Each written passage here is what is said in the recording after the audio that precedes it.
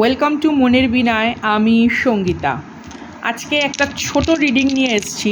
একটা vision message বলতে পারেন, অরাকল মেসেজ বলতে পারেন। আসলে আমি আজকে চেয়েছিলাম বিভিন্ন রকম দানা শস্য দিয়ে আপনাদের জন্য রিডিং করতে, বাট ভাবলাম যে ডাইস রিডিং করি, কারণ এটাও ডিভিনেশনের একটা প্রসেস, অকাল্টের একটা প্রসেস। যেরকম ভুট্টার দানা, গমের দানা, এগুলো দিয়েও কিন্তু রিডিং হয়। বিভিন্ন রকম প্রসিডিওর আছে অ্যামাথোমেন্সির ওপরে দাঁড়িয়ে। যাই হোক, তো চলুন যাব সরাসরি রিডিংয়ে। General collective reading, all zodiac sign reading, gender specific নয়, প্রত্যেকের জন্য রিডিং। আজকে রিডিংটি করছি 25 তারিখ অক্টোবর মাসের 2025 শনিবার দিনকে। চলুন দেখি কি আসে, ডাইস আমাদেরকে কি দেখায়, তারপর আমরা অরাকেল ডেক থেকে ক্ল্যারিফিকেশন নেব। যদিও এখনও আমি টাইটেল রিডিংয়ে ঠিক করিনি, কারণ ডাইসে যেরকম নির্দেশনা আসবে সেরকমই আপনাদের বলা হবে। ওকে, এখানে আপনারা দেখতে পাচ্ছেন 2, 9, 10, তাই তো? হতে পারে কারো লাইফ পাথ নাম্বার বা বার্থ ডেট বা ফেব্রুয়ারি মান্থ বা সেপ্টেম্বর মাস বা অক্টোবর মাস, খুব ইম্পর্ট্যান্ট, অথবা 2026-এর অক্টোবর কারুর কাছে ভীষণ ইম্পর্ট্যান্ট হতে চলেছে। অথবা এখানে কেউ এমন আছেন যিনি নিজেকে একটা টাইম দিয়েছেন, টাইম লাইন দিয়েছেন, যে 1 ইয়ার, উইদিন 1 ইয়ার আমি লাইফে কোনো কিছু অ্যাচিভ করব, বা কোনো রকম লাইফের গোল ওরিয়েন্টেড চাকরি হতে পারে, বিবাহ হতে পারে, সামথিং রিলেশনশিপের কোনো রকম সেপারেশন প্রসিডিওর, লিগাল প্রসিডিওর, এবং কোনো কিছু একটা প্রচেষ্টা বা চেষ্টা। এখানে দেখুন যে জিনিসটা এসছে, আপনারা আশা করি ভালো করে দেখতে পাচ্ছেন। দেখুন এখানে নর্থ নোড এসছে, ঠিক আছে, মার্কিউরি রয়েছে, সান রয়েছে, আর এখানে যেটা মোটামুটি দেখা যাচ্ছে, দেখুন এরিজ দেখা যাচ্ছে, লিও দেখা যাচ্ছে, ক্যাপ্রিকন দেখা যাচ্ছে, টরাস দেখা যাচ্ছে, জেমিনাই দেখা যাচ্ছে এবং পাইসিস দেখা যাচ্ছে। তো হতে পারে এই রাশিগুলি ইম্পর্ট্যান্ট, অথবা আপনাদের সানশাইন মেবি এটা, অথবা নর্থ নোড, যেটা সাউথ নোড, নর্থ নোড আমরা বলি, মানে রাহু কেতুর এনার্জি। তো হতে পারে আপনাদের জন্মছকে এই সময় এইরকম সিচুয়েশন বা অবস্থানগত বিষয়বস্তু চলছে। দেখুন এখানে 6 আর 9 এমন একটা জিনিস না, যে হতে পারে কর্কট রাশি ইম্পর্ট্যান্ট, বা জুপিটার কর্কট রাশিতে আসার পর আপনাদের লাইফে কোনো চেঞ্জ এসেছে। ইভেন দেখুন একটা কম্বাস্ট সিচুয়েশান এই মুহূর্তে হতে চলেছে, কারণ গতকাল একটা ট্রানজিট অলরেডি হয়েছে স্করপিওতে, মার্কিউরি ইন দ্য স্করপিও 24 তারিখে। 27 তারিখে মার্সও স্করপিওতে যাচ্ছে। যতদূর সম্ভব মনে হচ্ছে তারপরে আফটার নভেম্বর 10th জুপিটার হয়তো রেট্রোগ্রেড মোশনে যাবে এবং মার্কিউরিও রেট্রোগ্রেড মোশনে যাবে। তো দুটো গ্রহ রেট্রোগ্রেড মোশনে যাবে এবং কম্বাস্ট ট্রাইন সিচুয়েশন। এছাড়া বৃহস্পতির 5th অ্যাসপেক্ট রয়েছে মার্স এবং মার্কিউরির ওপরে। সামথিং বিগেস্ট কিছু হ্যাপেন হতে পারে এখানে লাইফে কারুর। ওকে, তো চলুন দেখে নেব কি আসে। বেশি বড় রিডিং করছি না, কারণ সত্যি কথা বলতে অনেক রকম না, মানে ভিশন দেখার ফলে ইন্টারনালি আমি একটু টায়ার্ড ফিল করছি, মাথা প্রচণ্ড ঝিমঝিম করছে। এখনও সবকটা ভিশনের স্পিরিচুয়াল ব্যাখ্যা আমি পাইনি, যার জন্য মুহূর্তের ডাকের আমি কোনো বড় ভিডিও এই মুহূর্তে আপলোড করছি না। ভেবেছিলাম লাইভে আসব, মনের বিনা অথবা মুহূর্তের ডাকের থেকে লাইভে আসব, বাট একটুখানি কোথাও না, মানে শরীর খুব ক্লান্ত লাগছে। যাই হোক, তো আপনারাও প্রত্যেককে অনুরোধ করব, কেউ যদি আপনাদেরকে মানে মিসআন্ডারস্টুড করে বা মিস ইন্টারপ্রিট করে বা কোনো রকমভাবে আপনাদের সিদ্ধান্ত নিয়ে ভুল ব্যাখ্যায় যায়, বা কেউ কোনো রকমভাবে কোনো রকম অপপ্রচেষ্টা করে, এই টাইমটা প্রার্থনার মধ্যে ভীষণভাবে নিজেকে রাখার চেষ্টা করবেন। কারণ কেউ তার নিজস্ব মানসিকতা অনুযায়ী আপনাকে যদি ভুল বোঝে, তার দায় দায়িত্ব আপনার নয়। কারুর দৃষ্টিভঙ্গিগত পরিবর্তন করা দরকার, অর্থাৎ অথবা কারুর নৈতিক বা বিবেক একটু উন্নত করার প্রয়োজন। ওকে, তো সেক্ষেত্রে কেউ যদি আপনাকে ভুল বোঝে, আপনি ডেফিনেটলি একটা চেষ্টা করুন, কিন্তু ডোন্ট চেজ এনিবডি এই টাইমটা বিশেষ করে। চলুন দেখি কি আসে।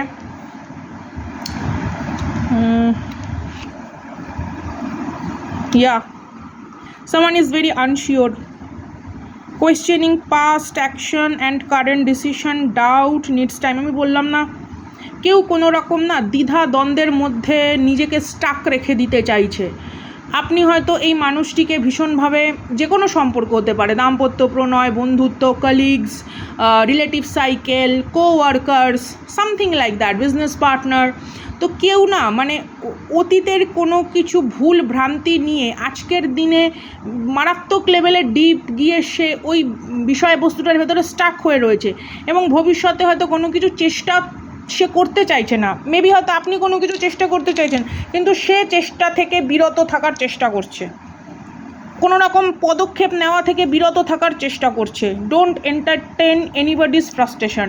কারুর হতাশা বোধকে মানে ইন্ধন জোগানোর দরকার নেই। সে যদি সময় চায় ইন্টারনালি হিলিং প্রসিডিওরের মাধ্যমে আবার একটা এনথুজিয়াজমের মধ্যে ফিরতে, যেমন দেখবেন আমরা প্রেশার কুকারে খাবার সেদ্ধ বসিয়ে অপেক্ষা করি, তো আমরা প্রেশার কুকারে ধাক্কা মারি না, তো ঠিক সেরকম কোনো কিছু একটা যখন চলতে থাকে সেটাকে হতে দিন। হ্যাঁ, এবং সেখানে যদি তড়িঘড়ি করতে যাওয়া হয়, কী বলুন তো, পুরো বিনষ্ট হবে ব্যাপারটা। সামথিং ইজ অনগোয়িং হতে পারে। এখানে আপনি অনেক রকমভাবে ধৈর্য ধরে বসে আছেন, অনেক রকমভাবে আপনি এফোর্ট দিচ্ছেন, বাট সেরকমভাবে আউটকাম আসছে না। আচ্ছা, এম্পাওয়ার্ড লাভ, আপনার লাইফে এখানে কিন্তু নিউ কমিউনিকেশান আসবে, কারণ যেহেতু আমি আবারও বললাম মার্কিউরি এবং মার্স একসাথে স্করপিওতে বসবে, তো স্করপিও একটা হিডেন অকাল্টের একটা জায়গাও বোঝায়। তো যারা মেবি অকাল্ট নিয়ে পড়াশুনো করতে চান বা কোনো এনশিয়েন্ট কোনো নলেজ সম্পর্কে জানতে চান, তারা কিন্তু নিজের ট্যালেন্টকে এনহ্যান্স করতে পারেন। টেকনোলজিক্যাল কমিউনিকেশন ওয়াইজ কোনো রকম ইন্টেলেকচুয়াল পদক্ষেপ আপনারা এই সময় নিতে পারেন, কারণ পরবর্তীকালে যখন জুপিটার আর মার্কিউরি রেট্রোগ্রেড মোশনে আসবে তখন কিন্তু কাজগুলো আরেকটু বেশি এফোর্ট দিতে হবে। তো সেই দিক থেকে এখানে আপনার লাইফে কোনো রকম একটা আত্মবিশ্বাসী অধ্যায় তৈরি হতে চলেছে।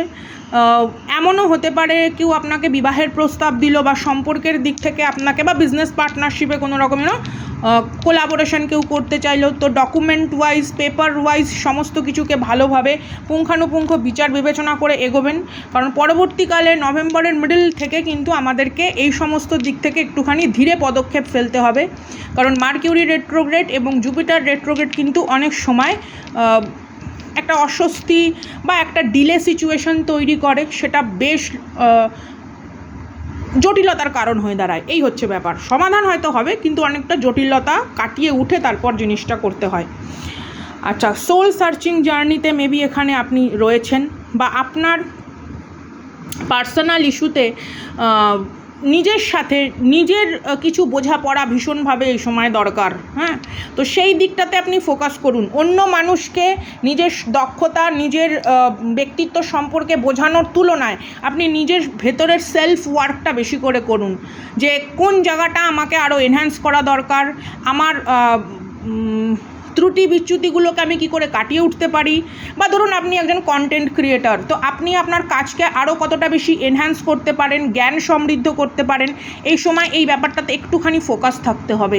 বা এই সময় আপনি কোনো স্ট্র্যাটেজি মেনটেন করতে পারেন, কারণ এই যে একটা কম্বাস সিচুয়েশনের গ্রহ গোচর, স্ট্র্যাটেজি মেনটেন করে ধরুন কোনো কিছু এগোচ্ছেন, প্ল্যান করে এগোচ্ছেন, ডেফিনেটলি আপনারা 100% যে ধরনের থট প্রসেসের মধ্যে নিজেদেরকে রাখবেন, আপনাদের কিন্তু কাজকর্ম সেভাবে এগোবে। এই টাইমটা কিন্তু খুব ভালো টাইম, এই 24শে অক্টোবর থেকে মোটামুটি নভেম্বরের 10th পর্যন্ত। তারপরে আবার আরেকটা গ্রহগোচর আসছে, তখন আমি আলাদা রিডিং ডেফিনেটলি আনবো। প্রত্যেককে অনুরোধ করব একটুখানি আবেগ নিয়ন্ত্রণ করে লাইফে এগোতে। বিবেকযুক্ত সিদ্ধান্তটা এই মুহূর্তে প্রয়োজন।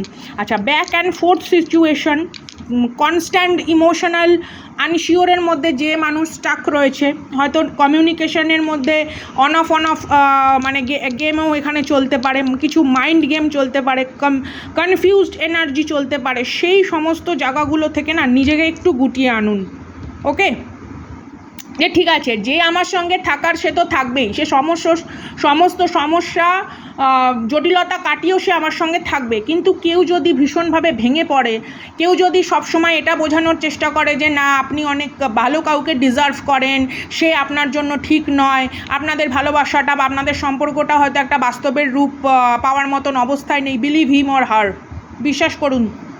যেমন একটা মানুষের দক্ষতাকে, একটা মানুষের কর্মোদ্যম, একটা মানুষের কি বলবো ইমোশনাল কথাগুলোকে আপনি বিশ্বাস করেন, তো তার অক্ষমতা বা তার পরিসীমাকে আপনি বিশ্বাস করুন। দেখুন 10 মিটার দৈর্ঘ্যের একটি লাঠিকে আপনি কখনো 100 মিটার দৈর্ঘ্যের লাঠিতে পরিণত করতে পারবেন না। তো 10 মিটার দৈর্ঘ্যের লাঠি দ্বারা মেবি 12 থেকে 15 মিটার গাছের উচ্চতার ফল পাড়া সম্ভব, কিন্তু 10 মিটার দৈর্ঘ্যের লাঠি দ্বারা মাটিতে দাঁড়িয়ে 700 বা 70 মিটার দৈর্ঘ্যের গাছের ফল পাড়া সম্ভব নয়। তো তার অক্ষমতাকে সম্মান করুন এবং তার যে সে যে প্রচেষ্টা করতে চায় না, সে যে অনীহা প্রকাশ করছে, সেটাকে কোয়েশ্চেন করার কোনো দরকার নেই, ঠিক আছে? নয়তো আপনি তার ফ্রাস্ট্রেশন দ্বারা প্রভাবিত হয়ে নিজের লাইফের ফ্রুটফুল এরিয়াগুলোকে কিন্তু সেই টাইম জোনটা কিন্তু আপনি পার করে দেবেন। তখন কিন্তু আপনার একটা সময় মনে হবে যে না, সুযোগটা আমার কোথাও যেন অধরা থেকে গেল। ঠিক আছে, আপনি সম্মান করুন, অন্তর থেকে তার জন্য ভালো চান, ভীষণভাবে তার জন্য প্রার্থনা করুন, কিন্তু নিজের চারপাশে স্পিরিচুয়াল সুরক্ষা বলয় একে আগামী দিনের জন্য কিন্তু তৈরি থাকুন। এটা আপনার নিজস্ব আন্তরিক মূল্যবোধকে সম্মান দেওয়ার একটা মানে প্রসিডিওর। আচ্ছা, move ahead despite any obstacle that arise. Keep paddling. Maybe your ancestor, your spirit guide, your spiritual team চায় যে আপনি এই মুহূর্তে ইটস লাইক keep going.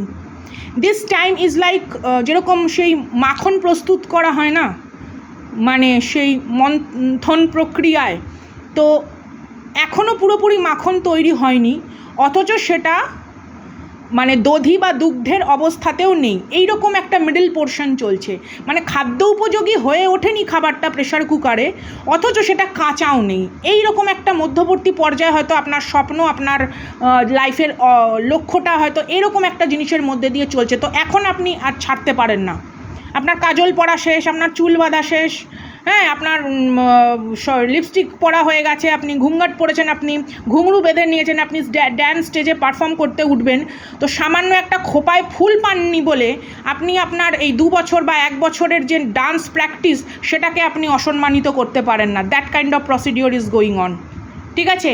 আপনার ফুল হচ্ছে আপনার দক্ষতা, আপনি কিভাবে নিজের এক্সপ্রেশনকে জাহির করেন, হাতের মুদ্রার মাধ্যমেও সেই পুষ্প চুলের মধ্যে ভরতনাট্যমে আমরা দেখেছি দেওয়া যায়। তো আপনি হয়তো ফুলটা নিতে ভুলে গেছেন, তো ওই একটা জিনিসের জন্য আপনি আপনার এই দীর্ঘকালীন প্রচেষ্টাটাকে অসফলতায় পরিণত করতে পারেন না। That kind of situation is going on. Maybe obstacle arise but keep going.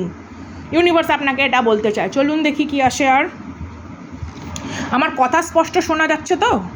হ্যাঁ, বাংলায় রিডিংটি শুনতে পাচ্ছেন আপনারা? Thank you so much. যদি কেউ একটু জানাবেন, হ্যাঁ, ভয়েস ক্লিয়ার কি না, বা কোনো রকম শব্দ ঠিকঠাক শোনা গেছে কি না, কারণ আমরা নিজেদের ভিডিও তো নিজেরা দেখতে পারি না, তাই আপনাদেরকে অনুরোধ করি। আর আমি আজকে যেখানে ইউজুয়ালি বসে রিডিং করছি সেখানে করছি না, কারণ একটুখানি ওখানে ওই আলমারির অর্গানাইজ করার কাজ চলছে, তার জন্য আমি এখানে বসে রিডিং করছি। তো মেবি আপনার লাইফে ইউনিভার্স কোনো কিছু অর্গানাইজ করে দিতে চাচ্ছে, বা some kind of organization want to contact you. কেউ হয়তো আপনাকে যোগাযোগ করতে চায়, বা এই যারা দেখবেন অনেক বড় কন্টেন্ট ক্রিয়েটার হয়, তারা অনেক সময় সেই বিভিন্ন রকম করে না কোলাবোরেশান, ইচ অ্যান্ড এভরিথিং।